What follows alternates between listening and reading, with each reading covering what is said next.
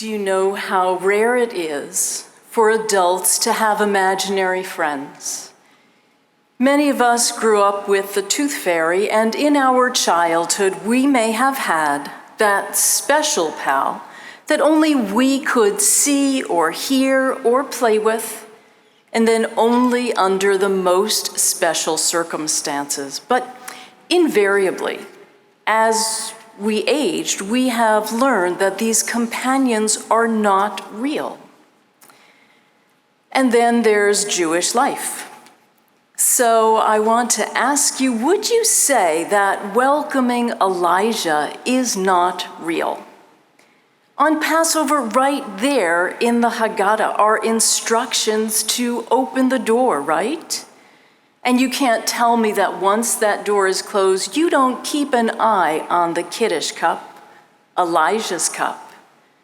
So taking this just a little bit further, if Elijah isn't real, why even designate a cup with his name on it? And the same goes for Kisei Eliyahu, the chair of Elijah that is set aside at a bris. So maybe we should reconsider the whole idea of what is imaginary. On Sukkot, we elevate this tradition by inviting 7 ushpizin, Aramaic for guests, to our sukkah. And did I mention that they are imaginary? Okay, let's reframe that. They are guests who are welcomed based on their spiritual attributes. And here's a bonus. They are the perfect pandemic guests because no matter the dimensions of your sukkah, there's no worry about keeping your social distance. Inviting them into the sukkah is an invitation to meditate on their individual qualities. Originally, this list consisted only of men, but in the last generation, women have been included too. For example, Abraham and now Sarah represent chesed, loving kindness. Isaac and now Rebekah represent strength. While Isaac was passive, with Rebekah as his partner, when she ensured that Jacob take his brother's birthright, she created a future path for all Israel. Jacob and Rachel speak to the place of beauty and its truth. Moses, paired with his mother, Yocheved, represent eternality, as expressed through her defiance of Pharaoh's decree and the resulting endurance of God's word through Torah, facilitated by her son. Aaron and Miriam represent empathy. They are the siblings who spoke ill of their brother Moses and learned in no uncertain terms how words can harm or heal. Joseph traditionally represents holiness. With his Egyptian wife, Osnat, they became symbols of wealth and power and abundance. They provided for those who fled from famine, and together they kept Joseph's heritage alive in a land not his own. And finally, David represents the establishment of God's kingdom here on earth. Though his reign was marked by bloodshed and abuses of power, he is also celebrated for his vision, his poetry, and his leadership.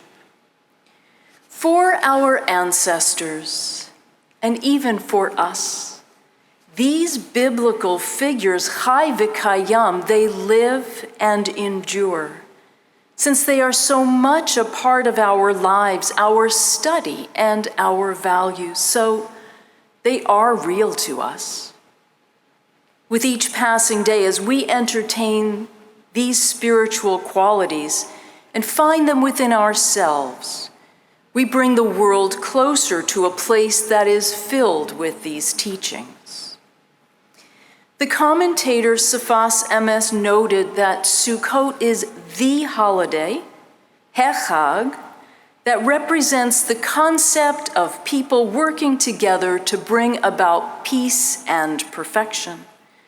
And I can only attribute that aspiration to the values that these esteemed guests personify. So if a Sukkot dinner conversation can bring about peace, then this holiday is the Jewish version of who would you like to invite to your dinner party? You can probably guess who's on my Ushpizin list. To muse about democracy, I would welcome Professor Timothy Snyder, whose book on tyranny, 20 Lessons from the 20th Century, include chapters entitled Defend Institutions and Believe in Truth, along with Listen for Dangerous Words. Or Madeleine Albright, whose work in international diplomacy is complemented by her recent book entitled Fascism.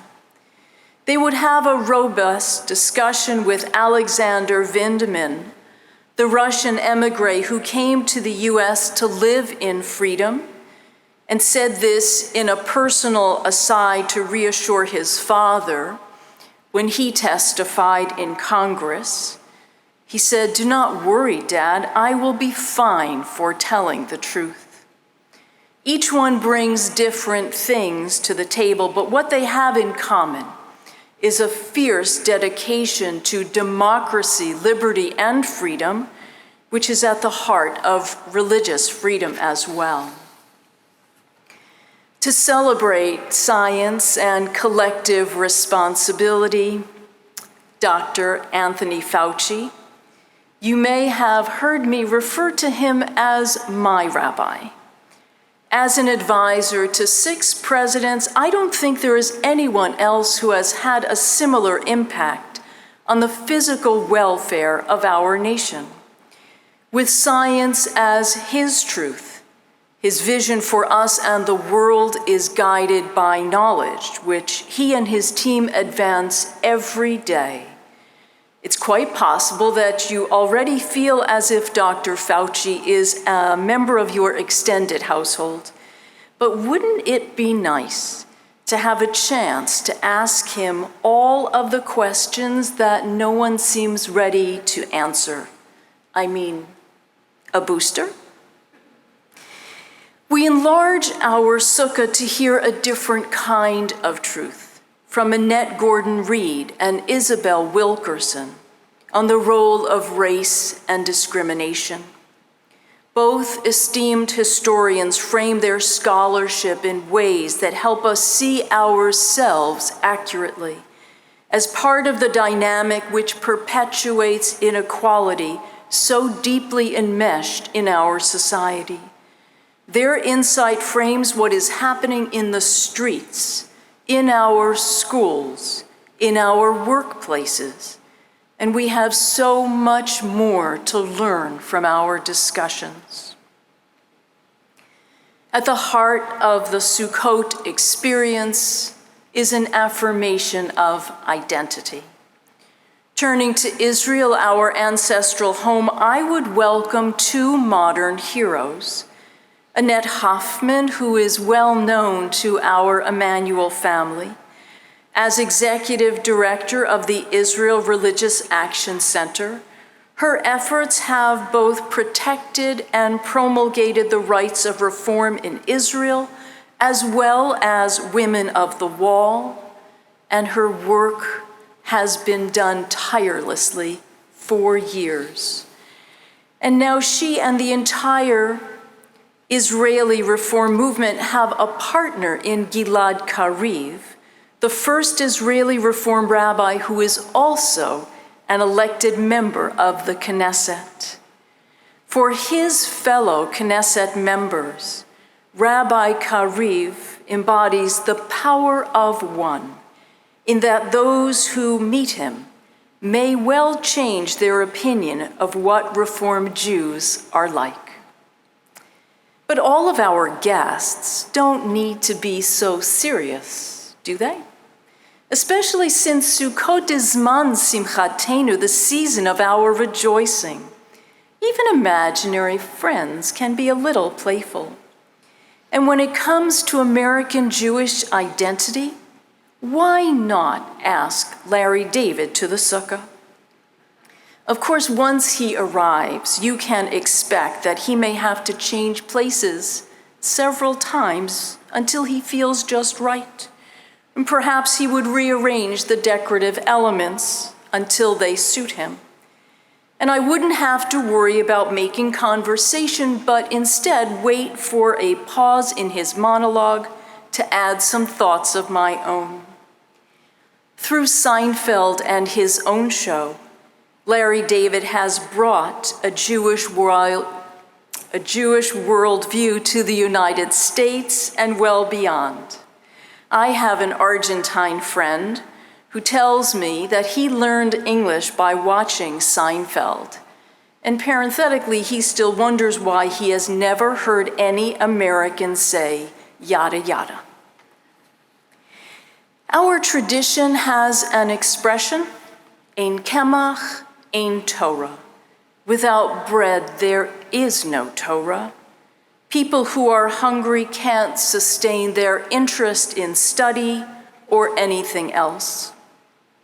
Food insecurity is a growing problem worldwide, including here at home. Surrounded by the bounty of our Sukkot harvest, the very produce so many cannot enjoy, we are sensitized to societal inequities which are exacerbated by natural disasters, the pandemic and job loss, among other triggers. Again and again in response to disasters worldwide, when so many are waiting for someone to step into the void to provide for those who are experiencing danger, that is where you will find the World Central Kitchen under the direction of Chef Jose Andres. His sole mission is to feed hungry people and to give them hope when they have lost so much. So let's welcome his generous spirit to our sukkah and learn from his example. And finally, I ask those of you who are here in the sanctuary with us, even through your masks, inhale deeply. Smell the gorgeous sukkah, the flowers, the leaves, the citrus, the produce. Under that leafy roof, nothing is more apparent to us than the centrality of nature in our lives and how reliant we are on its predictability. To round out our guest list, we need to bring someone who can speak with us about climate change. Greta Thunberg comes to mind, and there are others, right? John Kerry, Al Gore, a host of scientists, politicians, and celebrities who just concluded Climate Week in New York. But Thunberg's words to the adults who gathered at the UN a few years ago still sting, still prod us to examine our own behavior. She asked, "How dare you?" And as we just endured another episode of significant rain, perhaps we are ready to finish her question. How dare you? How dare we not change our habits, not recognize our role and responsibility to leave the natural world intact for those who come after us? Our tradition teaches in Kohelet Rabbah, "See to it that you do not spoil and destroy my world, for if you do, there will be no one else to repair it." Your guest list may differ from mine. But let's remember that this aspect of Sukkot is a spiritual exercise. And I want to say that it is real. It isn't as though these folks will show up in our backyards or on our balconies, but having interacted with what they represent, their spiritual lessons have the potential to change us in the best ways. And just wait until Elijah hears that. Shabbat Shalom. Moadim L'Simcha.